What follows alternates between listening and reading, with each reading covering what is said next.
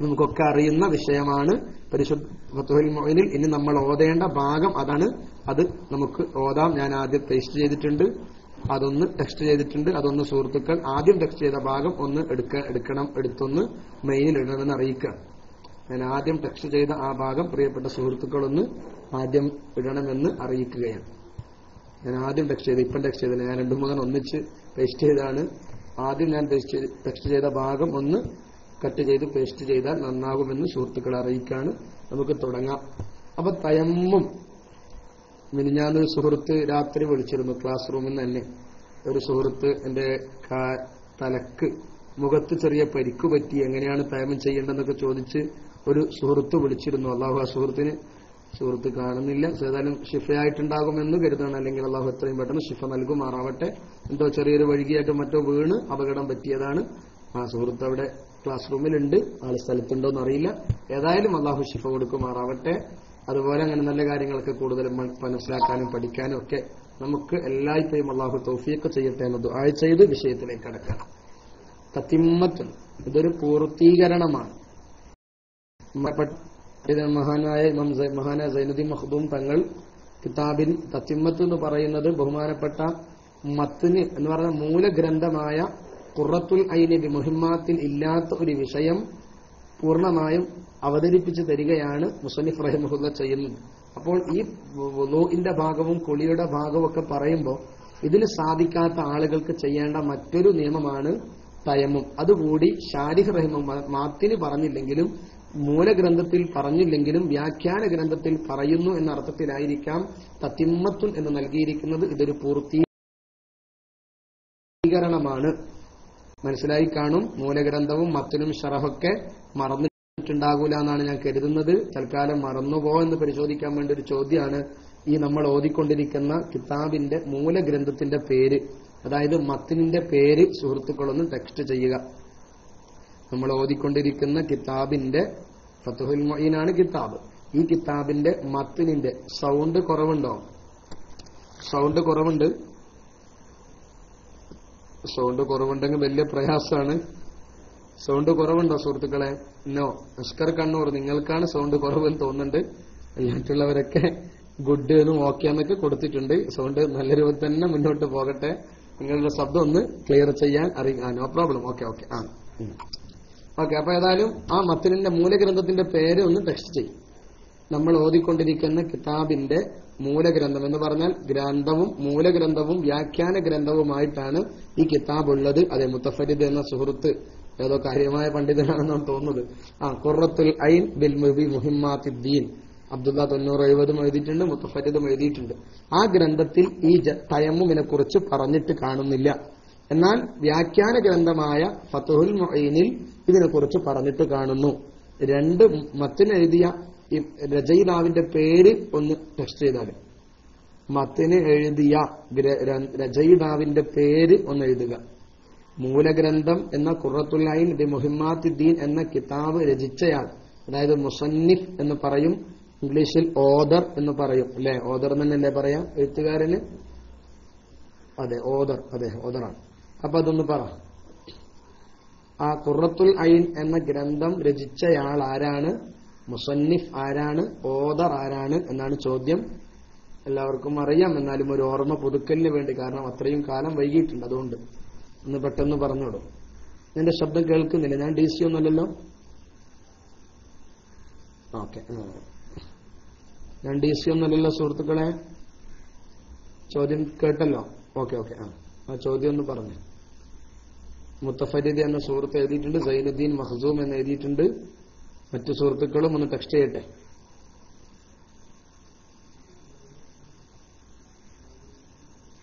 സൈനുദ്ദീൻ രണ്ടാമൻ. അതെ, എന്നെ സൈനുദ്ദീൻ മഖ്ദൂം കൊണ്ട് ഉദ്ദേശിച്ചത്. അബ്ദുള്ള 970. അപ്പം മൂലഗ്രന്ഥം എഴുതിയ ആൾ സൈനുദ്ദീൻ മഖ്ദൂമാണ്. എന്നാൽ വ്യാഖ്യാന ഗ്രന്ഥം എഴുതിയത് ആരാണ്? മൂലഗ്രന്ഥം എഴുതിയത് സൈനുദ്ദീൻ മഖ്ദൂം റളിയല്ലാഹു അൻഹു ആണ്. എന്നാൽ വ്യാഖ്യാന ഗ്രന്ഥം എഴുതിയത് ആരാണ്? അതിന്റെ വ്യാഖ്യാന ഗ്രന്ഥം ഷറഹ്, അതായത് ഫത്ഹുൽ മുഈൻ എന്ന കിതാബ് എഴുതിയത് ആരാണ്?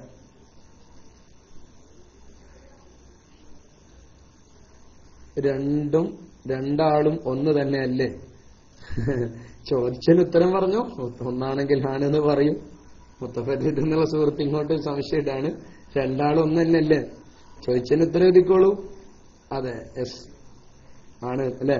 അപ്പം മാത്തിനും ഷാരിഹും ഒരാളാണ്. അതെ, ഓക്കെ അതെ, ഓർമ്മയിലുണ്ട്. ഏതായാലും സൈനുദ്ദീൻ മഖ്ദൂം റഹിമഹുല്ലാഹു അൻഹു ആണ് മത്തിനും ഷറഹും എഴുതിയത്. എന്നാൽ മത്തിനിൽ പരാമർശിക്കാത്ത ഒരു വിഷയമാണ് തയമ്മും. അത് ഷറഹിൽ പരിഗണിക്കുന്നു. തതിമ്മത്തുൻ, ഇതൊരു പൂർത്തീകരണമാകുന്നു. ആ ഭാഗം ഒന്നുകൂടി ടെക്സ്റ്റ് ചെയ്താലും ആരെങ്കിലും. തതിമ്മത്തുൻ, ഇതൊരു പൂർത്തീകരണമാണ്. യതയമ്മമു അനിൽ ഹദസൈനി, രണ്ടു അശുദ്ധികളെ തൊട്ടും തയമ്മും ചെയ്യണം, അല്ലെങ്കിൽ തയമ്മും ചെയ്യാം. യതയമ്മമു അനിൽ ഹദസൈനി, രണ്ട് അശുദ്ധിയെ തൊട്ടും തയമ്മും ചെയ്യണം. രണ്ട് അശുദ്ധി എന്ന് പറഞ്ഞാൽ ചെറിയ അശുദ്ധിയും വലിയ അശുദ്ധിയും. ഈ രണ്ട് അശുദ്ധികൾക്ക് തൊട്ടും തയമ്മും ചെയ്യണം. ലി ഫഖ്ദി മാഇൻ, വെള്ളമില്ലാത്തതിന് വേണ്ടി. വെള്ളം ഇല്ല എങ്കിൽ ചെയ്യേണ്ട അടുത്ത ഏർപ്പാടാണ് തയമ്മും.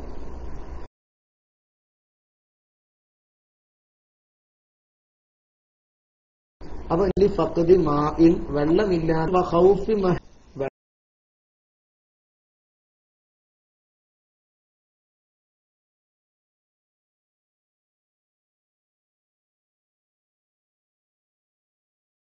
വെള്ളമില്ലാത്തതിന് വേണ്ടി തയമ്മും ചെയ്യണം. മിത്യാലിഹി, വെള്ളം ഉപയോഗിക്കലിന്. ഒരു സംഗതിയെ, ഭയപ്പെടുന്ന ഒരു സംഗതിയെ പേടിക്കുന്നു എന്ന് പറഞ്ഞാൽ നമ്മൾ വേദനയോടെ അല്ലെങ്കിൽ വിഷമത്തോടെ മാത്രം കാണുന്ന എന്തെങ്കിലും വെള്ളം ഉപയോഗിച്ചാൽ എന്റെ അസുഖം കൂടുമെന്നോ, അല്ലെങ്കിൽ ഇല്ലാത്ത ഒരു അസുഖം പുതുതായി ഉണ്ടാകുമെന്നോ, അല്ലെങ്കിൽ വെള്ളം ഉപയോഗിക്കലോടുകൂടി ഇത്രനേരവും രോഗം സുഖപ്പെടാനിരിക്കുന്നതിന്റെ രോഗതാമസം രോഗത്തിന്റെ ശമനം വൈകുമെന്നോ തുടങ്ങി ഭയാനകമായത് പേടിച്ചതിന് വേണ്ടിയും മിൻ ഇസ്തിഅമാലിഹി, വെള്ളം ഉപയോഗിക്കലിനാൽ. അവ രണ്ട് കാരണങ്ങളാലാണ് തയമ്മും ചെയ്യേണ്ടി വരുന്നത്. ഒന്ന്, വെള്ളമില്ലാതിരിക്കുക. വെള്ളമില്ലാതിരിക്കുക എന്ന് പറഞ്ഞാൽ വെള്ളം ഇല്ലാഞ്ഞിട്ടാവാം, അല്ലെങ്കിൽ വെള്ളമുണ്ട് പക്ഷെ കുടിക്കാൻ ആവശ്യമായ അത്യന്താപേക്ഷിതമായ വെള്ളമേ ഉള്ളൂ, എങ്കിലും വെള്ളമില്ലാത്ത സ്ഥാനം. അപ്പം വെള്ളമില്ലാത്തതിന് വേണ്ടി. അല്ലെങ്കിൽ വെള്ളം ഉപയോഗിക്കലിനാൽ നമ്മൾ ഇഷ്ടപ്പെടാത്ത അല്ലെങ്കിൽ പേടിക്കപ്പെടുന്ന കാര്യം പേടിക്കുന്നു എന്ന് പറഞ്ഞാൽ, മഹദൂർ എന്ന് പറഞ്ഞാലും പേടിക്കപ്പെടുന്ന കാര്യം, ഹൗഫ് എന്ന് പറഞ്ഞാൽ ഭയം എന്നാണ്. സൂക്ഷിക്കപ്പെടുന്ന കാര്യം ഹദറ എന്നൊക്കെ പറഞ്ഞ് സൂക്ഷിക്കാന്നൊക്കെ അർത്ഥം വെക്കും. എന്ന് മറ്റടിക്ക് മലയാളം പറഞ്ഞാൽ ഭയാനകമായത് പേടിക്കാൻ.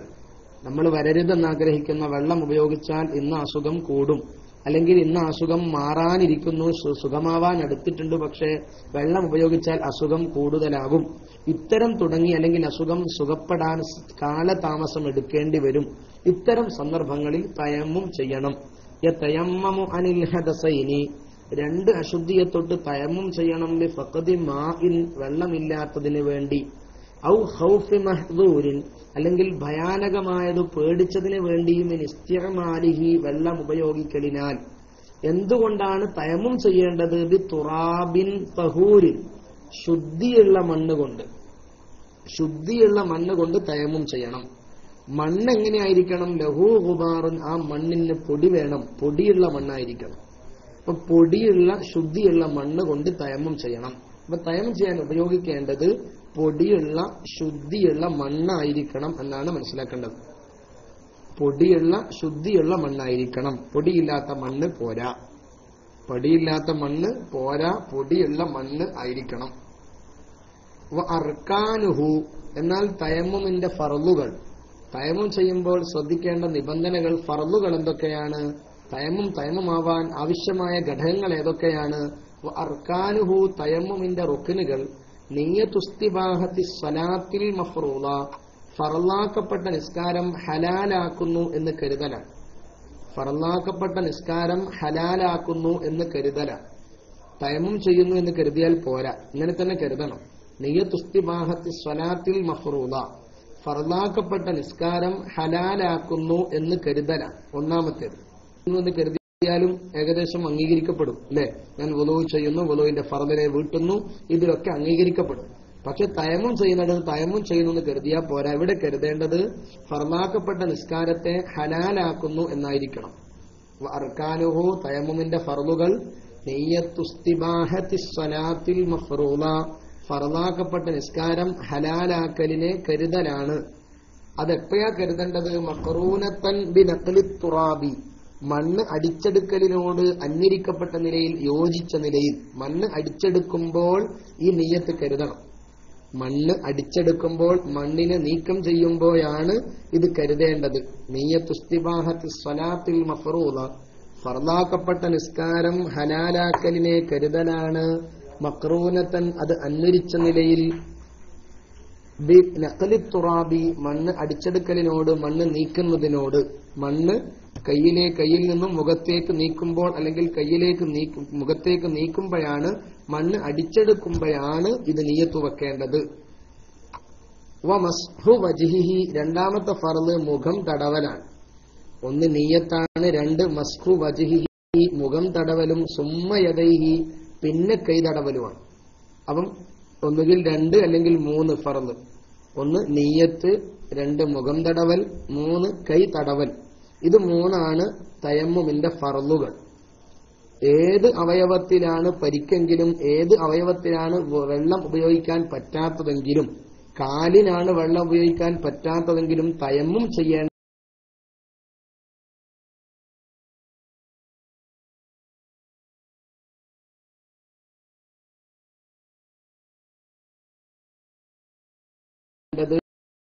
മുഖത്തും കയ്യിലും.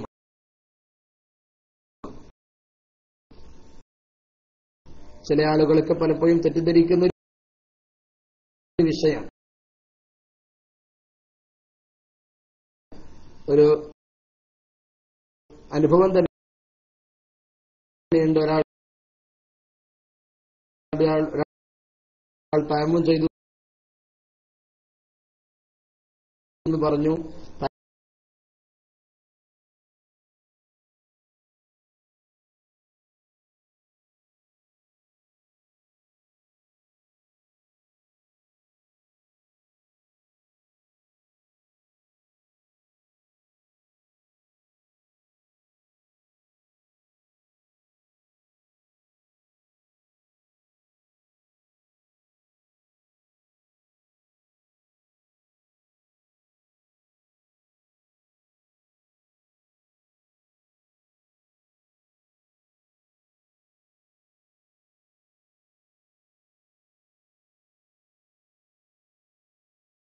തയമ്മും ചെയ്ത് എവിടെയാത്തതിന് തയമ്മും ചെയ്യേണ്ടതെങ്കിലും എന്താണ് വെള്ളിക്കാൻ പറ്റതെങ്കിൽ ചെയ്യാൻ മൊത്തം ഹലാലൊന്നും നെയ്യത്ത് വെച്ച് മണ്ണടിച്ചെടുക്കുകയും മുഖം തടവൽ വിശദമായ സംശയത്തിന് പരാമർശിച്ചിട്ടുള്ളൂ. ഇനി പറയാണ്, വലവു തയക്കി, സമയത്തിന്റെ അവസാനം കടന്നു വരാൻ പോവാണ്.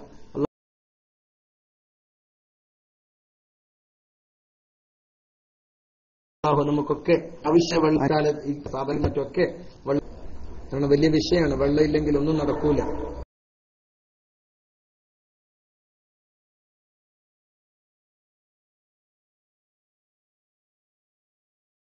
വെള്ളമാണ് എല്ലാത്തിന്റെയും അടിസ്ഥാനമെന്ന് നമുക്കൊക്കെ അറിയാം. അല്പം മമിയാകുമ്പോ ഔദ്യോഗിക വകുപ്പോ വെള്ളം ഒരാൾപ്പിച്ച് ആഹ്ലത്തി, സമയത്തിന്റെ അർത്ഥി കട്ടുണ്ടോ സുഹൃത്തുക്കളെ? അല്ലാഹു,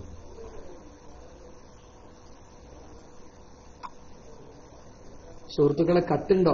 എന്താ ചെയ്യാ? ഇപ്പൊ ഓക്കെയാണ് സുഹൃത്തുക്കളെ? ഓക്കെ. കട്ടുണ്ടെങ്കിൽ പെട്ടെന്ന് അറിയിക്കണം, ഞങ്ങൾക്ക് ഒരുപാട് പറഞ്ഞു പോകുമല്ലോ. അപ്പൊ വലവു തയക്കന ആഹിറൽ വക്തി, സമയത്തിന്റെ അവസാനത്തിൽ ഉറപ്പിച്ചാൽ, മാൻ വെള്ളത്തെ എന്ന് പറഞ്ഞാൽ വെള്ളം സമയം അവസാനിക്കുമ്പം വെള്ളം കിട്ടും എന്ന് ഉറപ്പാണെങ്കിൽ, വലവു തയക്കന മാൻ ആഹിറൽ വക്തി, സമയത്തിന്റെ അവസാനത്തിൽ വെള്ളത്തെ ഉറപ്പിക്കുകയാണെങ്കിൽ, ഫന്തിളാറുഹു അഫ്ളലു, വെള്ളത്തെ കാത്തിരിക്കലാണ് നല്ലത്. എന്ന് പറഞ്ഞാൽ വെള്ളം അവസാന ടൈമിൽ കിട്ടുമെന്ന് ഉറപ്പുണ്ടെങ്കിൽ ആദ്യ ടൈമിൽ വുദു എടുത്ത് തയമ്മും ചെയ്ത് നിസ്കരിക്കേണ്ടതില്ല, വെള്ളത്തെയും കാത്തിരിക്കുക. ഇല്ല, അങ്ങനെ അല്ലെങ്കിൽ ഫതഅജീലു തയമ്മുമിൻ, തയമ്മുമിനെ ധൃതിയാക്കാം, എളുപ്പത്തിൽ ചെയ്യാം. എന്ന് പറഞ്ഞാൽ ആദ്യം തന്നെ തയമ്മും ചെയ്ത് നിസ്കരിക്കാവുന്നതാണ്. മനസ്സിലായി കാണും. വെള്ളമില്ലാത്തതിന്റെ പേരിലാണ് വുദു ചെയ്യുന്നെങ്കിൽ, സമയത്തിന്റെ അവസാന ഭാഗം വെള്ളം കിട്ടുമെന്ന് വരികയാണെങ്കിൽ അപ്പോൾ തയമ്മും ചെയ്ത് നിസ്കരിക്കാതെ വെള്ളത്തെ കാത്തിരിക്കലാണ് നല്ലത്. അതേസമയം അവസാനം വെള്ളം കിട്ടാൻ സാധ്യതയൊന്നുമില്ല, അല്ലെങ്കിൽ ഉറപ്പൊന്നുമില്ല എങ്കിൽ ആദ്യം തന്നെ വക്തിന്റെ ആദ്യത്തിൽ തന്നെ തയമ്മും ചെയ്ത് നിസ്കരിക്കലുമാണ് നല്ലത്. ഇല്ലാ ഫതഅജീലു, തയമ്മും കിട്ടുമെന്ന് ഉറപ്പില്ലെങ്കിൽ തയമ്മുമിനെ പെട്ടെന്നാക്കലാണ്, ഉടരിക്കലാണ് നല്ലത്. ഇനി മറ്റൊരു വിഷയം, ഒരു അവയവത്തിൽ വെള്ളം ഉപയോഗിക്കാൻ പാടില്ലാതെയായാൽ,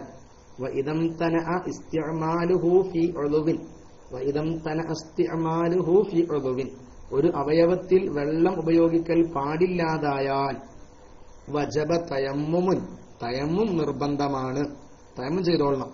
കാലിന് വെള്ളം ഉപയോഗിക്കാൻ പറ്റൂല എന്നാണെങ്കിൽ തയമ്മും ചെയ്തോളണം.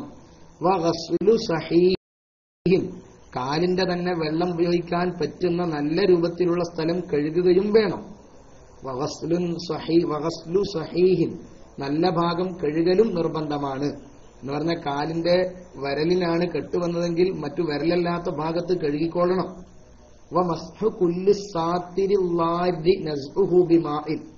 അഴിക്കൽ ബുദ്ധിമുട്ടായ മറച്ചിരിക്കുന്ന മറ മുഴുവനും തടവിക്കൊള്ളണം ബിമാഇൻ, വെള്ളം കൊണ്ട്. എന്ന് പറഞ്ഞാൽ അവിടെ കെട്ടിയിരിക്കുന്ന മറയുണ്ടാവുമല്ലോ, കെട്ടിയിരിക്കുന്ന ബാൻഡേജ് അല്ലെങ്കിൽ കെട്ട് അത് അഴിക്കാൻ പറ്റുമെങ്കിൽ അഴിക്കണം.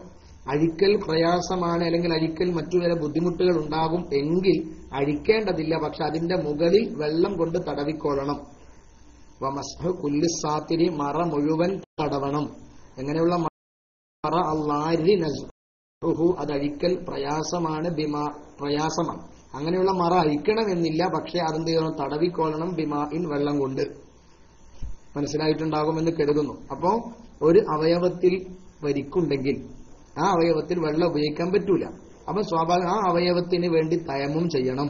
പോരാ, ആ അവയവത്തിന്റെ ശരിയായ ഭാഗങ്ങൾ എന്ന് പറഞ്ഞാൽ കെട്ടില്ലാത്ത, പ്രശ്നമില്ലാത്ത ഭാഗങ്ങളിൽ വെള്ളം എത്തിക്കണം. മാത്രമല്ല, കെട്ടിയതാണെങ്കിൽ ആ കെട്ടിന്റെ മുകളിലും വെള്ളം തടവണം. ഇതൊക്കെ ചെയ്യൽ നിർബന്ധമാണ്. ഇനി ഇവിടെ മനസ്സിലാക്കേണ്ട മറ്റൊരു വിഷയം, വുളൂ ചെയ്യുന്നവൻ ഏത് അവയവത്തിലാണോ പരിക്ക് ആ അവയവം കഴുകുന്ന സമയത്താണ് തയമ്മും ചെയ്യേണ്ടത്. പലപ്പോഴും പലരും ചോദിക്കാറൊരു ചോദ്യമാണ്, വുളൂ കഴിഞ്ഞിട്ടാണോ തയമ്മും ചെയ്യേണ്ടത്, അല്ലെങ്കിൽ ആദ്യം തയമ്മുമാണോ ചെയ്യേണ്ടത്? പലരും ചോദിക്കുന്നൊരു ചോദ്യമാണ്. ആ ചോദ്യത്തിന്റെ ഉത്തരം, ഏത് അവയവത്തിലാണോ പരിക്ക്, വെള്ളമില്ലാത്തതിന്റെ പേരിലാണെങ്കിൽ പിന്നെ പ്രശ്നമില്ല. വെള്ളമുണ്ട്, പക്ഷെ വെള്ളം ഉപയോഗിക്കാൻ പാടില്ലാത്തതിന്റെ പേരിലാണ് തയമ്മും ചെയ്യുന്നതെങ്കിൽ, ഏത് അവയവത്തിനാണോ വെള്ളം ഉപയോഗിക്കാൻ പാടില്ലാത്തത് ആ അവയവം കഴുകേണ്ട സന്ദർഭത്തിലാണ് തയമ്മും ചെയ്യേണ്ടത്. വുളൂവിന് ശേഷവുമല്ല, മുമ്പുമല്ല. മനസ്സിലായി കാണും. ഏത് അവയവം കൈയിനാണ് പരിക്കെങ്കിൽ വുളൂ എന്ന ഫർദിനെ വീട്ടുന്നു എന്ന് കരുതി മുഖം കഴുകി ശേഷം കൈ കഴുകുന്നതിന്റെ സന്ദർഭത്തിലാണ് തയമ്മും ചെയ്യേണ്ടത്. വേണമെങ്കിൽ തയമ്മുമിനെ മുന്തിക്കാം, അല്ലെങ്കിൽ കഴുകലിനെ മുന്തിക്കാം. അത് ഇഷ്ടം പോലെ ചെയ്യാം. മനസ്സിലായി കാണും. അപ്പൊ ഏത് അവയവത്തിനാണോ വെള്ളം ഉപയോഗിക്കാൻ പാടില്ലാത്തത് ആ അവയവത്തെ കഴുകേണ്ട സന്ദർഭത്തിലാണ് വുളൂ തയമ്മും ചെയ്യേണ്ടത്. അതേസമയം വലിയ അശുദ്ധിക്കാരനാണ് തയമ്മും ചെയ്യുന്നതെങ്കിൽ അവന് പ്രത്യേകിച്ച് അങ്ങനെ ഇല്ല. വലാ തർത്തീബ ബൈനഹുമ, തടവലിന്റെയും കഴുകലിന്റെയും ഇടയിൽ തർത്തീബില്ല. ലി ജുനുബിൻ, വലിയ ശുദ്ധിക്കാരൻ അവൻ വെള്ളം ഉപയോഗിക്കാൻ പറ്റാത്തതിന്റെ പേരിൽ തയമ്മും ചെയ്യുകയാണെങ്കിൽ അവൻ ഇഷ്ടമുള്ള സന്ദർഭത്തിൽ തയമ്മും ചെയ്യാം. അതേസമയത്ത് വുളൂ ചെയ്യുന്നവനാണെങ്കിൽ, ചെറിയ ശുദ്ധിക്കാരനാണെങ്കിൽ അവൻ ഇഷ്ടമുള്ള സന്ദർഭത്തിൽ തയമ്മും ചെയ്യാൻ പറ്റില്ല. ഏത് അവയവത്തിനാണോ വെള്ളം ഉപയോഗിക്കാൻ പാടില്ലാത്തത് ആ അവയവം ഉപയോഗിക്കുമ്പോൾ ആ അവയവം കഴുകേണ്ട സന്ദർഭത്തിലാണ് തയമ്മും ചെയ്യേണ്ടത്.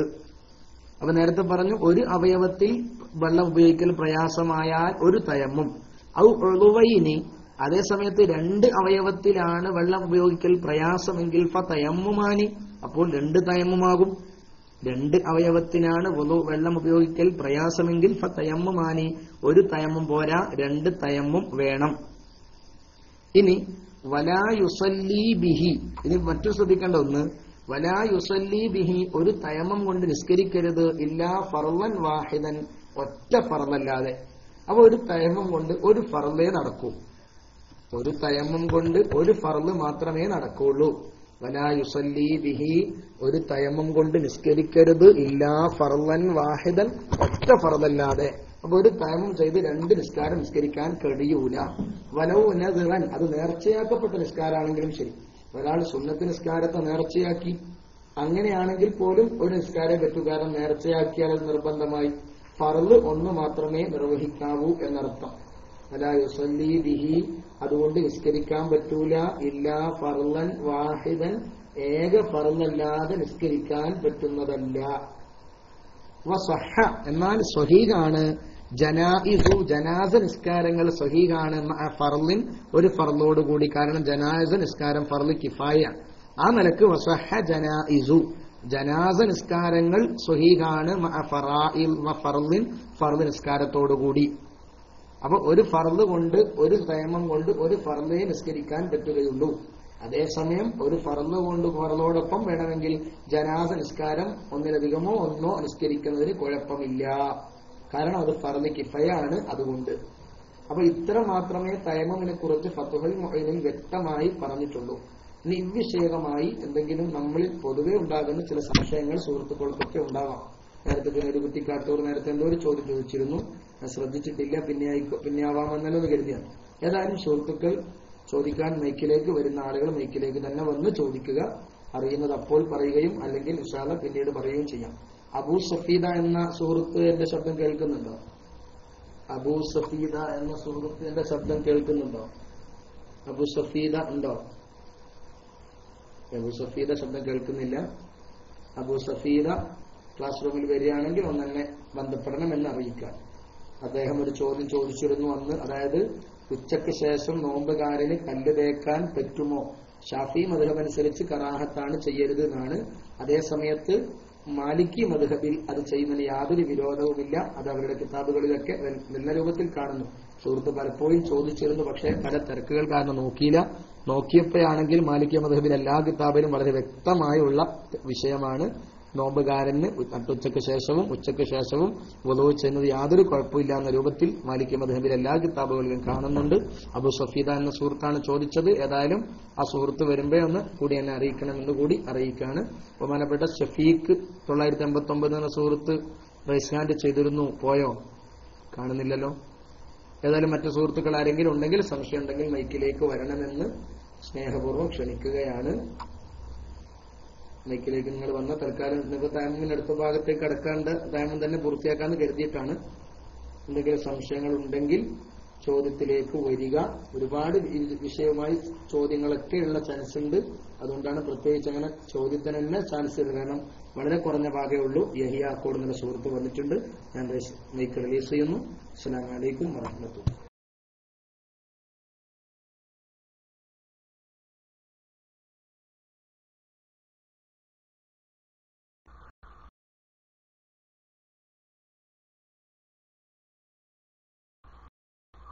അസ്സലാമു അലൈക്കും.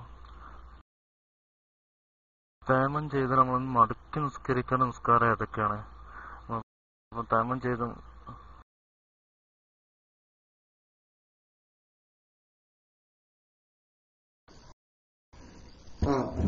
തയമ്മം ചെയ്താൽ മടക്കി നിസ്കരിക്കേണ്ടി വരുന്നത് 2-3 കോലങ്ങളിൽ തയമ്മം ചെയ്താൽ മടക്കി നിസ്കരിക്കേണ്ടി വരും. ഒന്ന്, വെച്ച് കെട്ടിയ ആള് വെച്ച് കെട്ടിയപ്പോൾ ശുദ്ധിയില്ലാതെയാണ് വെച്ച് കെട്ടിയത്.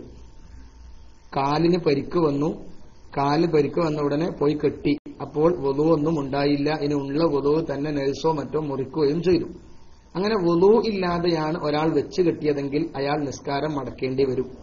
തയമ്മം ചെയ്ത് നിസ്കരിച്ചാൽ പിന്നീട് മടക്കണം. ഒന്ന് ശ്രദ്ധിക്കണം, ഞാൻ പറഞ്ഞാത്തതിൽ വിട്ടുപോയതുണ്ടെങ്കിൽ എന്റെ ശബ്ദം ശ്രദ്ധിക്കുന്ന ഉസ്താദുമാർ ഓർമ്മപ്പെടുത്തണമെന്ന് കൂടി പറയണം. കാരണം ഒരു വിഷയത്തെ അങ്ങനെ തന്നെ എളുപ്പത്തിൽ പറയാണല്ലോ. ഒന്ന്, വെച്ചുകെട്ടി ശുദ്ധിയില്ലാതെയാണ് വെച്ചുകെട്ടിയതെങ്കിൽ ആ നിസ്കാരം മടക്കേണ്ടി വരും. 2, ശുദ്ധിയോടുകൂടി തന്നെയാണ് വെച്ചുകെട്ടിയത്, പക്ഷെ വെച്ചുകെട്ടാൻ ആവശ്യമായതിനേക്കാൾ അധികം വെച്ചുകെട്ടിയിട്ടുണ്ട്. എന്ന് പറഞ്ഞാൽ ഒരു വിരലിനാണ് പരിക്ക്, ആ പരിക്കിന് ആ വിരൽ മാത്രം കെട്ടിയാൽ മതിയാവും. എന്നാൽ ഭയങ്കര സൂക്ഷ്മത എന്ന നിലക്ക് 5 വിരലും കെട്ടിയിട്ടുണ്ട്. ആവശ്യത്തിലധികം കെട്ടി. ഇപ്പൊ ഒരു വിരലാകുമ്പോൾ ചിലപ്പോൾ 2 വിരൽ കൂടെ വേണ്ടി വരും, അല്ലെങ്കിൽ 3 വേണ്ടി വരും. ആ ചാൻസ് ആകുന്ന സമയത്ത് 5 വിരലും ഒന്നിച്ച് കെട്ടി, അല്ലെങ്കിൽ കാല് മൊത്തം കെട്ടി. അങ്ങനെയുണ്ട് ചില കെട്ടലുകൾ. ആവശ്യത്തിലധികം കെട്ടുക, ചെറിയൊരു പരിക്കിന് വലിയ കെട്ട്, അങ്ങനെയുള്ള ആവശ്യമില്ലാതെ, ചിലപ്പോൾ അത്യാവശ്യത്തിനാണെങ്കിൽ കുഴപ്പമില്ല, ആവശ്യമില്ലാതെ കെട്ട് വലുതാക്കി, അതായത് ആവശ്യമുള്ള കതിറിനേക്കാൾ കെട്ടി ശുദ്ധിയോടുകൂടിയാണ്, എന്നാലും നിസ്കാരം മടക്കേണ്ടി വരും. പിന്നെ മൂന്നാമത്തത്, വെച്ച് കെട്ടിയത് തയമ്മുമിന്റെ അവയവത്തിലാണ്. അതായത് മുഖത്തോ കയ്യിലോ, അല്ലെ മുഖമോ കയ്യോ ആണല്ലോ തയമ്മുമിന്റെ അവയവം. തയമ്മുമിന്റെ അവയവത്തിലാണ് പരിക്കെങ്കിൽ വുളൂഓടുകൂടി വെച്ച് കെട്ടിയാലും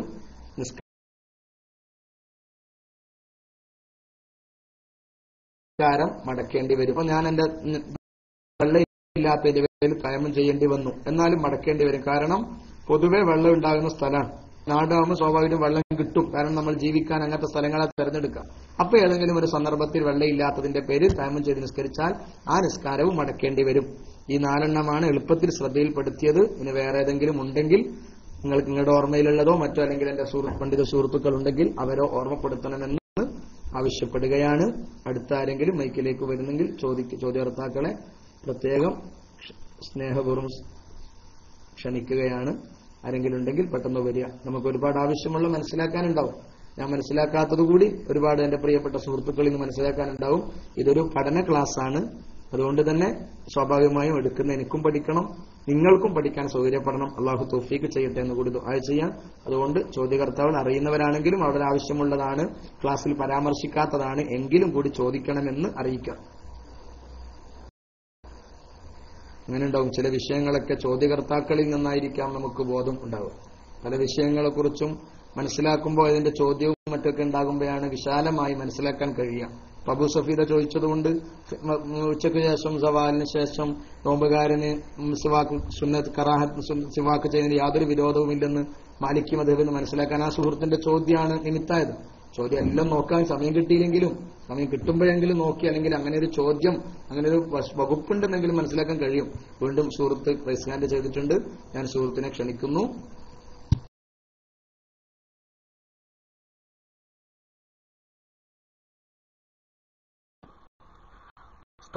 അതേപോലെ മണ്ണ് കൊണ്ട് തയമ്മം ചെയ്യൽ നമ്മൾ ഷാഫി മദ്ഹബിൽ മാത്രമാണല്ലോ. അപ്പൊ മറ്റു മദ്ഹബിൽ വേറെ മാർഗം ഉണ്ട് എന്നാണ് ഉസ്താദ് പറഞ്ഞു കേട്ടിട്ടുണ്ട്. അത് എങ്ങനെയാണ് തയമ്മം ചെയ്യല്?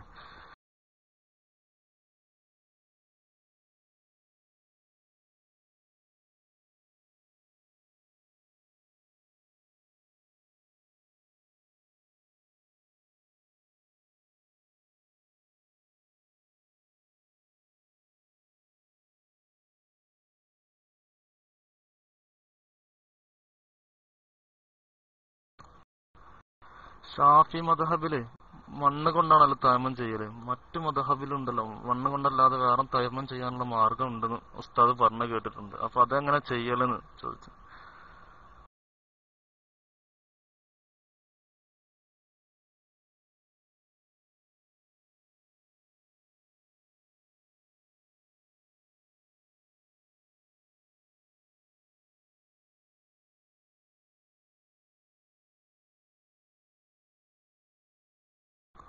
ഹലോ, അസ്സലാമു അലൈക്കും. ഇപ്പൊ കേൾക്കുന്നുണ്ടോ ഉസ്താദ്? കേൾക്കുന്നുണ്ടോ?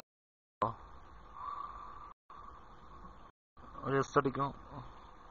ആ, ഷാഫി മദ്ഹബ് പ്രകാരം അല്ലാതെ വേറെ മദ്ഹബ് പ്രകാരം മണ്ണ് കൊണ്ട് തയമ്മം ചെയ്യാനല്ലാതെ വേറെ മാർഗം ഉണ്ടോ എന്ന് ചോദിച്ചു. ഷാഫിയിൽ മണ്ണ് കൊണ്ട് നമുക്ക് തയമ്മം ചെയ്യലല്ലോ. അതുപോലെ മറ്റു മദ്ഹബിൽ തയമ്മം ചെയ്യാനുള്ള മാർഗം വേറെ ഏതാ ഉള്ളത്?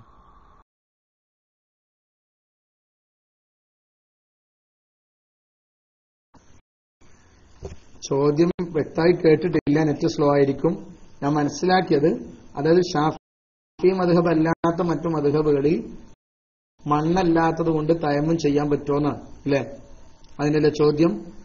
എന്റെ ശബ്ദം കേൾക്കുന്നുണ്ടോ? അതെ, ഓക്കെ, അങ്ങനെ തന്നെ. അതെ, അതായത് മറ്റു മദ്ഹബുകളിലൊക്കെ മണ്ണല്ലാത്ത മറ്റു മതിലുകൾ, അതുപോലെ ആ മതിലുകളിൽ അങ്ങ് അടിച്ചുവിട്ടാൽ മതി. നമ്മുടെ വീട്ടിന്റെ മറ്റൊക്കെ വളപ്പിലൊക്കെയുള്ള മതിലുകൾ, അതുപോലെ കാണുന്ന മറ്റു മണ്ണുകൾ, ഏതായാലും മണ്ണുകളിലും അതും അടിച്ചാൽ മതി. നമ്മൾ തയമ്മം ചെയ്യുമ്പോൾ എങ്ങനെയാണോ മണ്ണടിക്കുന്നത് അതുപോലെ ഒന്ന് അടിക്കുക, കൈ തടുക. ഒന്നും ചിലപ്പോൾ ഒന്നും കയ്യിലൊന്നും ആവില്ല, മതിലിനൊക്കെ അടിച്ച ചിലപ്പോൾ ഒന്നും ആവില്ലല്ലോ.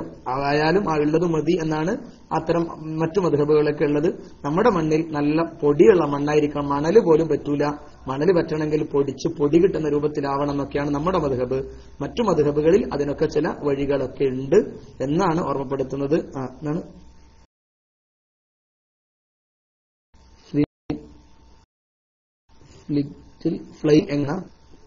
ഫ്ലൈറ്റിൽ എങ്ങനെയാണെന്നായിരിക്കും അല്ലെ ചോദ്യം അല്ലെ? ഫ്ലൈറ്റിൽ എങ്ങനെയാന്നല്ലേ ചോദ്യം അല്ലേ? ഫ്ലൈറ്റിൽ, അതെ അതെ, ഫ്ലൈറ്റിൽ എങ്ങനെയാന്ന് വെച്ചാൽ ഫ്ലൈറ്റിലും ഈ പറഞ്ഞതുപോലെ അതിന്റെ അതായത് ഭൂമിയിലെ ചില ഉൽപ്പന്നങ്ങൾ, അതായത് ഈ ഫ്ലൈറ്റിലെയും ചില ഫ്ലൈറ്റിലെ ഏതെങ്കിലും ചില ഭാഗത്ത് അടിച്ചാൽ തന്നെ മതിയാകുമെന്നാണ് ഞാൻ അവരുടെ മദ്ഹബ് കൂടുതൽ നോക്കിയിട്ടില്ല. അവരുടെ മദ്ഹബിനെ കുറിച്ച് മനസ്സിലാക്കിയതിൽ നിന്ന് ബോധ്യപ്പെട്ടത് അങ്ങനെയാണ്. ഉസ്താദുമാരെങ്കിലും ആ വിഷയത്തിൽ അറിയുന്നവരുണ്ടെങ്കിൽ ഒന്ന് റൈസ് ഹാൻഡ് ചെയ്ത് വരണമെന്നും കൂടി പറയാം. എന്നാൽ ഫ്ലൈറ്റിലും ഈ പറഞ്ഞതുപോലെ ഞാനും ഫ്ലൈറ്റിൽ യാത്ര ചെയ്തവനല്ല. ഫ്ലൈറ്റിൽ ഈ പറഞ്ഞ പോലെ ഏതെങ്കിലും മതിലോ അല്ലെങ്കിൽ അത്തരം ആ സാധനം അതിന് ഫ്ലൈറ്റിന്റെ സീറ്റോ അതൊക്കെ മതിയാകുമെന്നാണ് ബോധ്യപ്പെടുന്നത്. കാരണം അവരുടെ മദ്ഹബിൽ അത്തരം വിഷയങ്ങളിൽ ഈ വിഷയത്തിൽ അത്രയേ ഉള്ളൂ എന്നാണ് ഞാൻ മനസ്സിലാക്കിയത്. ഇൻഷാ അല്ലാഹ് വേണമെങ്കിൽ ഒന്നുകൂടി നാളത്തേക്ക് നോക്കാൻ സമയം കിട്ടുമെങ്കിൽ നോക്കിയിട്ട് നമുക്ക് പ്രതികരിക്കാം. അല്ലെങ്കിൽ അതിനെക്കുറിച്ച് ഇപ്പോഴും തന്നെ ബോധ്യമുള്ള ഉസ്താദുമാരാരെങ്കിലും ശബ്ദം കേൾക്കുന്നുവെങ്കിൽ ഒന്ന് മൈക്കിലേക്ക് വരികയോ അല്ലെങ്കിൽ എനിക്ക് ടെക്സ്റ്റ് അടിച്ചോ അല്ലെങ്കിൽ എനിക്ക് PM ചെയ്തോ പ്രതികരിച്ചാൽ നന്നാകുമെന്നാണ് പറയാനുള്ളത്. മറ്റേതെങ്കിലും ചോദ്യങ്ങളുണ്ടെങ്കിൽ സുഹൃത്തോ മറ്റുള്ളവർക്കോ ഉണ്ടെങ്കിൽ വരിക എന്ന് ആവശ്യപ്പെടുക.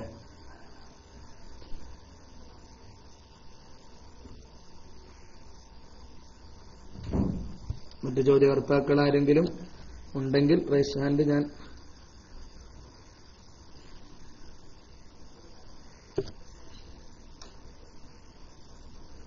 സുഹൃത്തുക്കളാരും പ്രത്യേക സംശയങ്ങളൊന്നും ഇല്ലേ?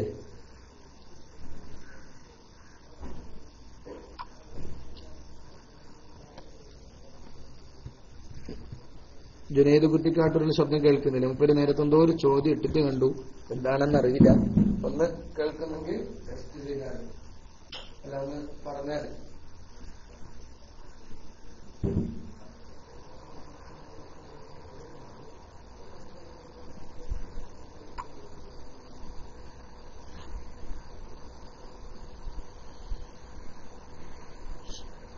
ഒരു പ്രാവശ്യം മണ്ണ് കൊണ്ട് തടവിയാൽ പോരെ? അതെ, ഒരു പ്രാവശ്യം വേണ്ടു, ആവർത്തനമൊന്നും ആവശ്യമില്ല.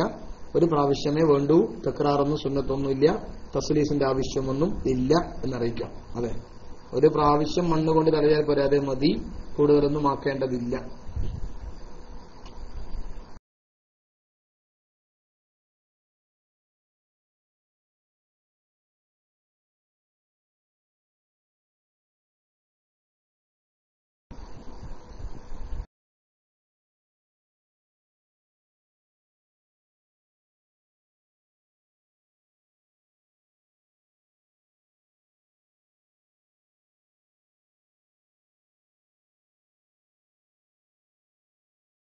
വേറെ എന്തെങ്കിലും സംശയം ഓർമ്മപ്പെടുത്തേണ്ട ഭാഗമുണ്ട്? അപ്പൊ അത് നമ്മജലം വിലക്കാണ് അടിമകളുടെ ബാധ്യത. ഈ സമയത്ത് ഇന്ന കൽപ്പന ഉണ്ടെങ്കിൽ അത് നിർവഹിക്കുക. ഒരു എന്തെങ്കിലും അസുഖമോ മറ്റോ വരുമ്പോഴേക്കും നിസ്കാരമൊക്കെ നഷ്ടപ്പെടുത്തുന്ന, അതേതായാലും പിന്നീട് ഖളാ വിട്ടാമെന്നൊക്കെ ലാഘവത്വത്തോടെ കാണുന്നത് ഒട്ടും ശരിയല്ല. അതുകൊണ്ട് അത് ആ വിഷയവും സാന്ദർഭികമായി ഓർമ്മപ്പെടുത്താം. ചില ആളുകളൊന്നും ഹോസ്പിറ്റലിലോ മറ്റോ അഡ്മിറ്റ് ആയാൽ നിസ്കരിക്കുകയും ചെയ്യില്ല, ഏതായാലും പിന്നീടൊക്കെ ഖളാ വിട്ടാമെന്ന് കരുതി. അങ്ങനെ ആവരുത്. എന്തായാലും നിസ്കാരം അപ്പോൾ നിർവഹിക്കുക, പിന്നീട് ഖളാ വിട്ടാൻ സാധിക്കുമ്പോൾ ഖളാ വിട്ടുകയും ചെയ്യുക. അതാണ് ആ വിഷയത്തിലെ ദൗത്യം എന്ന് മനസ്സിലാക്കണം.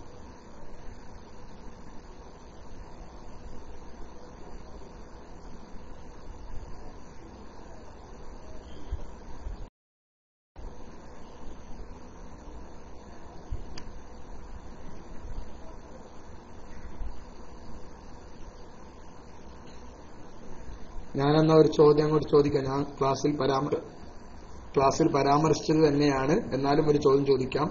എന്റെ കയ്യിന് പരിക്കുണ്ട്, അള്ളാഹു കാക്കട്ടെ.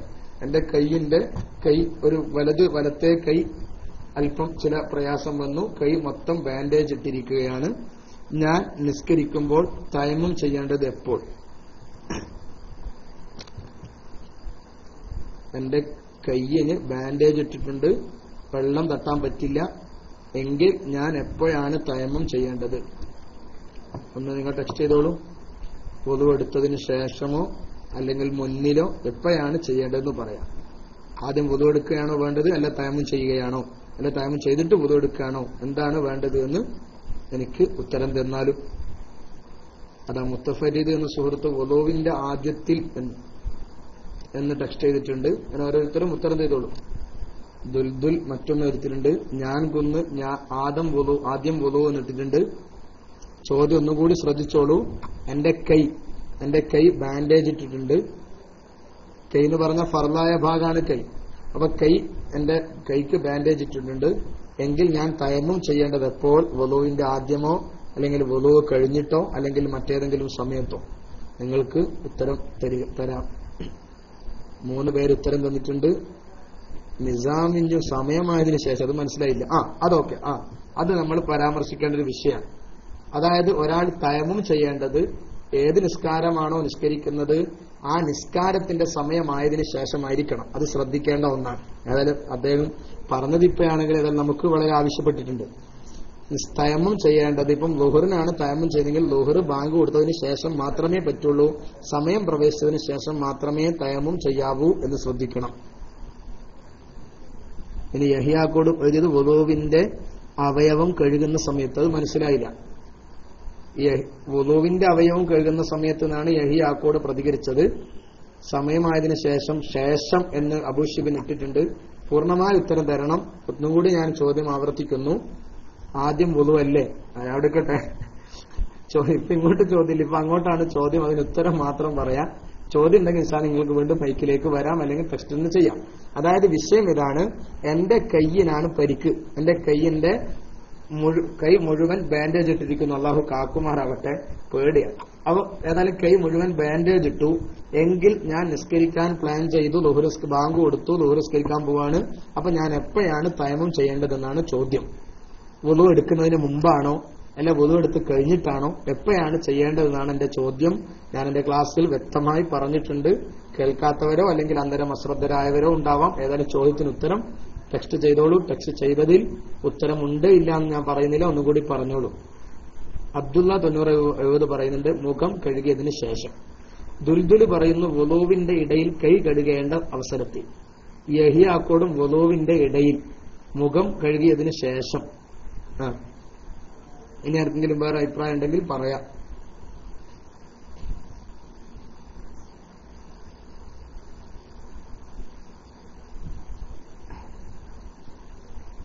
ഓക്കെ, ഈ ഉത്തരങ്ങൾ തന്നെയാണ് ഇപ്പോൾ വന്ന 3 ഉത്തരങ്ങളും ശരിയാണ് അല്ലെ? അബ്ദുള്ള 9070 ദുൽദുലും അതുപോലെ നിസാമും എഴുതിയത് 3 ഉത്തരവും ശരിയാണ്. മുഖം കഴുകിയതിന് ശേഷം അടുത്ത തല അതിന് മുമ്പായിട്ട്. അത് പറഞ്ഞു ശരിയാണ്. വുളൂവിന്റെ ഇടയിൽ കൈ കഴുകേണ്ട അവസരം അതെപ്പോഴാ? മുഖം കഴുകിയതിന് ശേഷം. മുഖം കഴുകിയതിന് ശേഷം തല തടവുന്നതിന്റെ ഇടയിലായിട്ട് കൈ കഴുകുകയും കൈ തയമ്മും ചെയ്യുകയും വേണം. അതാണ് അതിന്റെ ഉത്തരം. മനസ്സിലായി കാണും. ഇനി അടുത്ത ചോദ്യം, ഇനി ഞാൻ നിസ്കാരം മടക്കണോ വേണ്ടേന്നോ? ഇങ്ങനെ തയമ്മും ചെയ്ത് നിസ്കരിച്ച നിസ്കാരം എന്നെ കുറിച്ച് ഓർമ്മയുണ്ടല്ലോ. ഈ ഞാൻ നിസ്കാരം മടക്കണോ വേണ്ടേ? മുത്തഫദ്ദിദ് അപ്പോ ആദ്യം കഴുകേണ്ട ചോദ്യമുണ്ട്. അത് ശരിയാണ്, അത് സുന്നത്താണ്. അതിനു വേണ്ടി തയമ്മും ചെയ്യേണ്ടതില്ല അല്ലെ? ആദ്യം കഴുകാൻ കഴിയില്ല, അപ്പം തയമ്മും വേണ്ട, അത് പ്രശ്നമല്ല. യഹിയ ദുൽദുൽ വേണം. യഹിയ ആ കോഡ് മടക്കണം. അപ്പോൾ ഫുൾ മണ്ണാവില്ലേ? ആരാ പറഞ്ഞേ? അപ്പോൾ ഫുൾ മണ്ണാവില്ലേ? ഒക്കെ മനസ്സിലായില്ല. ഞാൻ കൊന്നു എന്നുള്ള സുഹൃത്ത് ചോദിച്ചത് അപ്പോൾ ഫുൾ മണ്ണാവില്ലേ?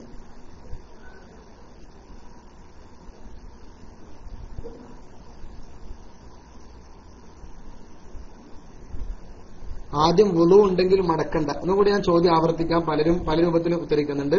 ഒന്നുകൂടി ഞാൻ ചോദിക്കാണ്. എന്റെ സുഖേട് ഞാൻ പറഞ്ഞല്ലോ അല്ലെ? എന്റെ അസുഖം ഞാൻ പറഞ്ഞല്ലോ. എന്റെ അസുഖം കയ്യിലാണ് ബാൻഡേജ് ഇട്ടിരിക്കുന്നത്. ഈ ബാൻഡേജ് ഇട്ട ഞാൻ കയ്യിൽ ബാൻഡേജ് ഇട്ട ഞാന് തയമ്മും ചെയ്ത് നിസ്കരിച്ചാൽ നിസ്കാരം മടക്കണോ വേണ്ടേ എന്നാണ് ചോദ്യം. മടക്കണമെങ്കിൽ അങ്ങനെ, വേണ്ടെങ്കിൽ വേണ്ട. ഇനി ഇന്നതാണെങ്കിൽ മടക്കണം, അല്ലെങ്കിൽ മടക്കണ്ട എന്നാണെങ്കിൽ അങ്ങനെ. ഒന്ന് ഉത്തരം പറയും. യഹിയാക്കോട് ആദ്യം മടക്കണം എന്ന് പറഞ്ഞിട്ടുണ്ട്. മുത്തഫരിദ് മടക്കണം എന്ന് പറഞ്ഞിട്ടുണ്ട്.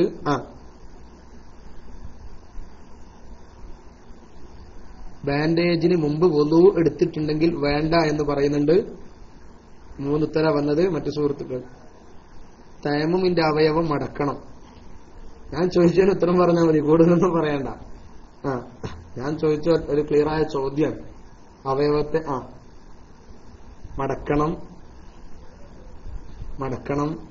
ഓക്കെ, ഏതായാലും എല്ലാവരും ഏകദേശം ക്ലിയറായ ഉത്തരം തന്നെ പറഞ്ഞത്. അതാണ് ശരി. ബാൻഡേജിന് മുമ്പ് വുളു എടുത്തിട്ടുണ്ടെങ്കിലും വേണം. അബ്ദുള്ള 9070 എന്തോ അശ്രദ്ധ പറ്റിയോ സംശയമുണ്ട്. അതായത് ബാൻഡേജ് വുളുവോടുകൂടിയാണ് ബാൻഡേജ് ഇട്ടെങ്കിലും മടക്കണം. കാരണം ഇത് തയമ്മുമിന്റെ അവയവമാണ്. അതാണ് യഹിയാക്കോട് എഴുതിയത്. തയമ്മുമിന്റെ അവയവമാണ് മടക്കണോന്ന്. അതാണ് പ്രബലം കേട്ടോ. ഇതിന് മറ്റഭിപ്രായങ്ങളില്ലാന്നോ ഒരിക്കലും കളാവ് കിട്ടണ്ട എന്നുള്ള അഭിപ്രായം ഇല്ലാന്നല്ല, പ്രബലമായ അഭിപ്രായം. അതാണ് നമ്മൾ ചർച്ചക്കും ക്ലാസ്സിലൊക്കെ കടന്നു വരിക. മറ്റഭിപ്രായങ്ങളൊന്നും നമ്മൾ മിണ്ടുന്നില്ല, അതൊന്നുകൂടി മനസ്സിലാക്കണം. അപ്പൊ ഏതായാലും അതാണ് അതിന്റെ ഉത്തരം. ഇനി വേറെന്തെങ്കിലും ചോദ്യമോ അല്ലെങ്കിൽ ഓർമ്മപ്പെടുത്തേണ്ടതോ ഉണ്ടെങ്കിൽ സുഹൃത്തുക്കൾ ചോദിച്ചാൽ ഇതാക്കാം. അല്ലെങ്കിൽ ഇൻഷാ അല്ലാഹ് ഞാൻ നാളെ ചില ചോദ്യങ്ങൾ അങ്ങോട്ട് ചോദിക്കാം, ഉത്തരം നിങ്ങൾ പറയേണ്ടി വരും. സുഹൃത്തുക്കൾ ആരെങ്കിലും സംശയങ്ങൾ എന്തെങ്കിലും മൈക്കിലേക്ക് വരിക.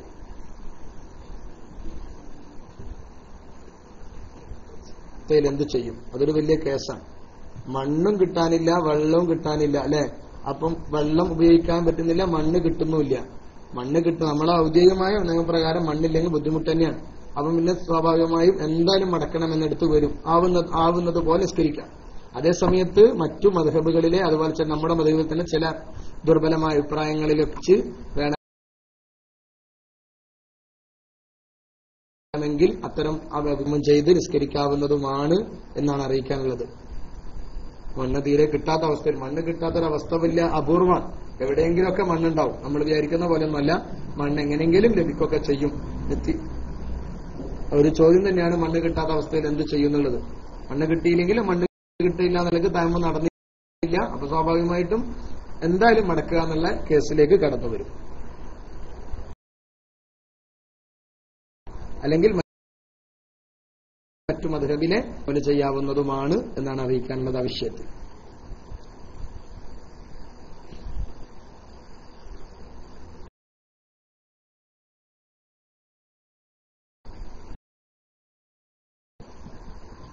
ഏതായാലും ഞാൻ തൽക്കാലം ക്ലാസ് നിർത്താണ്. ക്ലാസ്സിൽ 6:30 ഏതായാലും ബാങ്ക് കൊടുക്കും. സമയം കൂടുതൽ കളയാൻ കഴിയില്ല. ഇൻഷാ അല്ലാഹ് നാളെ ക്ലാസ് ഉണ്ടാവുമെന്ന് പ്രതീക്ഷിക്കുന്നു.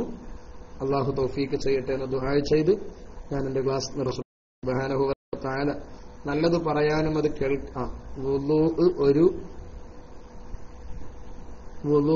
ഒരു മദ്ഹബും നിസ്കാരം മറ്റൊരു മദ്ഹബ്, അത് പറ്റുമോ?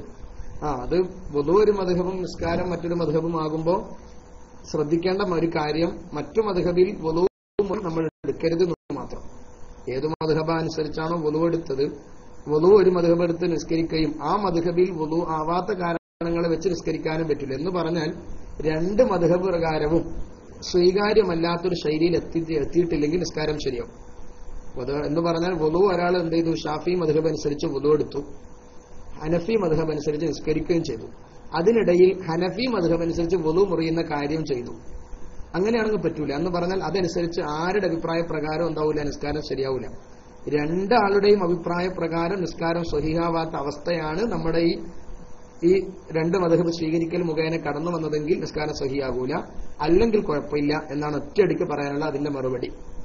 മനസ്സിലായിട്ടുണ്ടാവും. അതായത് നമ്മൾ ഈ ചെയ്ത പ്രവൃത്തി രണ്ട് മദ്ഹബിലെയും ഏതെങ്കിലും രണ്ട് മദ്ഹബിന്റെ പ്രകാരവും സ്വഹീഹാവാത്തൊരവസ്ഥ, ഈ മദ്ഹബിൽ അത് സ്വഹീഹല്ല, ഈ മറ്റേ മദ്ഹബിൽ ഇത് സ്വഹീഹല്ല എന്ന രൂപത്തിൽ കടന്നു വരികയാണെങ്കിൽ, രണ്ട് മദ്ഹബിന്റെയും ശൈലി അനുസരിച്ച് സ്വഹീഹല്ലാത്തൊരവസ്ഥ കടന്നു വരികയാണെങ്കിൽ സ്വഹീഹല്ല എന്നും, അല്ലെങ്കിൽ ഇങ്ങനെ ചെയ്യാവുന്നത് എന്നാണ് ഇതിന് പറയാനുള്ള മറുപടി. അതായത് വുളൂ ഒരു മദ്ഹബ് അനുസരിച്ച് എടുക്കാൻ, നിസ്കാരം മറ്റൊക്കെ ചെയ്യാം. പക്ഷെ എന്ത് ചെയ്യരുത്? ഈ വുളൂ ഒരു മദ്ഹബ് എടുത്തതനുസരിച്ച് വുളൂ എടുക്കുകയും മറ്റ് വുളൂ മുറിയുന്നതിൽ മറ്റേ മദ്ഹബിനെ പിന്തുടരാതിരിക്കുകയും നിസ്കാരത്തിൽ ഈ മറ്റൊരു മദ്ഹബിനെ പിന്തുടരുകയും ചെയ്തു. അങ്ങനെ ആകത്തുക നോക്കുമ്പോൾ രണ്ട് മദ്ഹബിലും ഇല്ലാത്തൊരഭിപ്രായമാണ് രൂപപ്പെട്ടു വരുന്നത്. രണ്ട് മദ്ഹബ് അനുസരിച്ചും ഇവന്റെ സ്വഹിയല്ലാത്ത രൂപത്തിലേക്ക് കടന്നു വരികയാണെങ്കിൽ ആ നിസ്കാരം സ്വഹിയാകൂല, അല്ലെങ്കിൽ കുഴപ്പമില്ല എന്നാണ് ഒറ്റയടിക്ക് പറയുന്ന മറുപടി. വിശാലമായി പറയേണ്ട ഭാഗമാണ് എന്നുകൂടി ഓർമ്മപ്പെടുത്തുന്നു.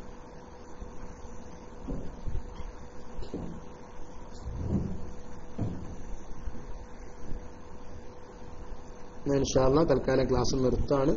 അല്ലാഹു സുബ്ഹാനഹു വ തആല നല്ലത് പറയാനും അത് കേൾക്കാനും ജീവിതത്തിൽ അത് പകർത്താനും നമുക്കൊക്കെയും തൗഫീഖ് ചെയ്യുമാറാവട്ടെ.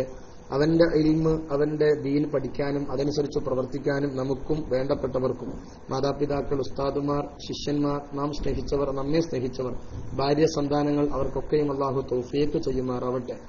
ആഫിയത്തുള്ള ദീർഘായുസ് നമുക്കും അവർക്കും അല്ലാഹു പ്രദാനം ചെയ്യുമാറാവട്ടെ. നാമും അവരുമൊക്കെ അനുഭവിക്കുന്ന രോഗങ്ങൾക്ക് അള്ളാഹു ശിഫാ തന്ന് അനുഗ്രഹിക്കുമാറാവട്ടെ. റഹ്മുറാഹിമായ അള്ളാഹ്, ഞങ്ങൾ അനുഭവിക്കുന്ന രോഗങ്ങൾക്ക് നീ ശിഫാ നൽകണേ അള്ളാഹ്. ഇത്ര മാരകമായ രോഗങ്ങളാണെങ്കിലും ശിഫ നൽകേണ്ടവൻ നീയാണ്, നീ ശിഫ നൽകണേ അള്ളാഹ്. മാരകമായ രോഗങ്ങളെ തൊട്ടും അപകടങ്ങളെ തൊട്ടും ഞങ്ങളെയും വേണ്ടപ്പെട്ടവരെയും നീ കാക്കണേ അല്ലാ. ഞങ്ങൾക്കും സലാമത്ത് നൽകണേ തമ്പുരാനെ. അർഹമുറാഹിമായ അല്ലാഹ്, നിന്നെ വഴിപ്പെട്ടുകൊണ്ട് ജീവിക്കാൻ ആഫിയത്തോടെയുള്ള ദീർഘായുസ് നീ ഞങ്ങൾക്കൊക്കെയും പ്രദാനം ചെയ്യണേ അല്ലാഹ്. പഠിച്ചവനെ, നിന്റെ പൊരുത്തത്തിലുള്ള ജീവിതം ഞങ്ങൾക്കും വേണ്ടപ്പെട്ടവർക്കും തൗഫീഖ് ചെയ്യണേ അല്ലാഹ്. ഞങ്ങളെ മക്കളെ, ഭാര്യ, സന്താനങ്ങളെ നീ സ്വാലിഹീങ്ങളും സ്വാലിഹത്തുകളുമാക്കണേ അല്ലാഹ്. വേണ്ടപ്പെട്ടവർക്കും നിങ്ങളോട് ദുആയിലേൽപ്പിച്ചവർക്കും അവരുടെ ഉദ്ദേശങ്ങൾ നീ സഫലീകരിച്ചു കൊടുക്കണേ തമ്പുരാനെ. പഠിച്ചവനെ, സമസ്ത കേരള ജംഇയ്യത്തുൽ ഉലമയുടെ നേതാക്കൾ, മറ്റു കീഴ്ഘടകങ്ങളുടെയൊക്കെ നേതാക്കൾ, ഉസ്താദുമാർ, പണ്ഡിതന്മാർ, അല്ലാഹു അവർക്കൊക്കെയും ദീർഘായുസ്സും ആഫിയത്തും നൽകണേ തമ്പുരാനെ. അവർക്കും നമുക്കും പഠിച്ചവനെ ദീനിന്റെ സേവനം ചെയ്യാൻ തൗഫീഖ് ചെയ്യണേ അല്ലാഹ്. നിങ്ങളുടെ സാദാത്യങ്ങൾക്ക് ഉലമാഇന് നീ ദീർഘായുസ് കൊടുക്കണേ അല്ലാഹ്. നിങ്ങളുടെ സമ്മേളനങ്ങളൊക്കെ വളരെ വമ്പിച്ച വിജയവും അതോടൊപ്പം ബാത്തിലിന്റെ ആളുകൾക്ക് പരാജയത്തിനുള്ള നിമിത്തവുമാക്കി തീർക്കണേ അല്ലാഹ്.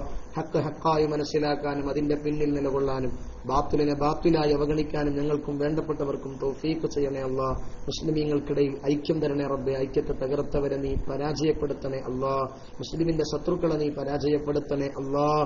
പഠിച്ചവനെ, ഞങ്ങളുടെ നാടുകളിലും സമൂഹത്തിലും നീ സമുദായ ഐക്യവും സൗഹാർദ്ദവും നിലനിർത്തി തരണേ അല്ലാഹ്. നാടുകളിൽ അന്ന് സുരക്ഷിതത്വം നിലനിർത്തണേ അല്ലാഹ്. നാദാപുരം പോലുള്ള പ്രദേശങ്ങളിൽ, കലാപബാധിത പ്രദേശങ്ങളിൽ നിന്ന് ഇനിയൊരിക്കലും അത്തരം വാർത്തകൾ കേൾക്കാതിരിക്കാൻ തൗഫീഖ് ചെയ്യണേ അല്ലാഹ്. ഞങ്ങളുടെ നാടുകൾ, ഞങ്ങളുടെ വീടുകൾ, ഞങ്ങളുടെ കുടുംബങ്ങളിൽ നിന്ന് സലാമത്ത് നൽകണേ തമ്പുരാനെ. പ്രതിസന്ധികളും പ്രയാസങ്ങളും തന്ന് പരീക്ഷിക്കരുതേ റഹ്മാനെ. നിന്റെ പൊരുത്തത്തിൽ ഞങ്ങൾക്കൊക്കെ ആഫിയത്തുള്ള ദീർഘായുസ് നൽകണേ അല്ലാഹ്. എല്ലാറ്റിലും ഉപരി മരിക്കൽ ഖൈറാവുന്ന നേരത്ത് ലാ ഇലാഹ ഇല്ലല്ലാഹ് എന്ന കലിമ ചൊല്ലി മരിക്കാൻ അനുഗ്രഹിക്കണേ അല്ലാഹ്. اللهم اجعل خير عملي خواتمه اللهم اجعل خير عمري آخرة واجعل خير عملي خواتمه واجعل خير أيامي يوم لقائك اللهم اجعلنا من المتعلمين الأخرويين. അള്ളാഹു, നിന്റെ ദീൻ പഠിക്കുന്ന, ദീന്റെ പ്രചാരകർ, ദീനിന്റെ മുഖ്ലിസീങ്ങളായ പ്രചാരകരിലും പ്രവർത്തകരിലും ഞങ്ങളൊക്കെ പെടുത്തണേ അല്ലാഹ്. പഠിച്ചവനങ്ങളെ KCR-നെ സഹായിക്കുന്ന, KCR-ന്റെ എപ്പോഴും പിന്നാൽ KCR-ന് വേണ്ടി പ്രവർത്തിക്കുന്ന ആളുകൾക്കൊക്കെ നീ അർഹമായ പ്രതിഫലം നൽകണേ തമ്പുരാനെ. റബ്ബനാ ആതിനാ ഫിദ്ദുനിയാ ഹസന വഫിൽ ആഖിറതി ഹസനതൻ വഖിനാ അദാബന്നാർ. ربنا تقبل منا إنك أنت السميع العليم وتب علينا إنك أنت التواب الرحيم. آمين برحمتك يا أرحم الراحمين.